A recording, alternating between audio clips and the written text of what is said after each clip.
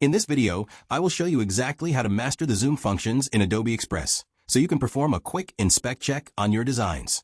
When you are working on a complex layout, seeing the fine details is absolutely essential for quality control. To get started, you need to look at the top right corner of your editor screen where you will see a percentage indicator. This number represents your current view level, and clicking the zoom icon or the percentage drawdown menu is the gateway to a closer look at your project.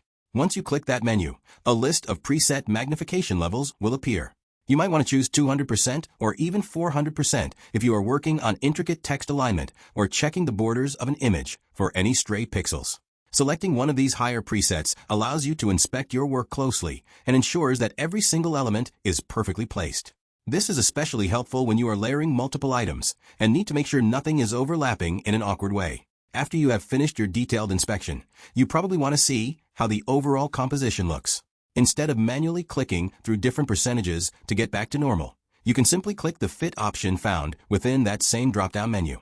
Choosing Fit will immediately snap your entire canvas back into full view so that it fills your workspace perfectly. This workflow allows you to toggle between a bird's eye view and a microscope view in just a few clicks, making your entire design process much more efficient and professional. Mastery of these simple navigation tools is a fundamental skill that will save you time and frustration during your creative journey. Thank you so much for watching this tutorial on how to navigate your workspace.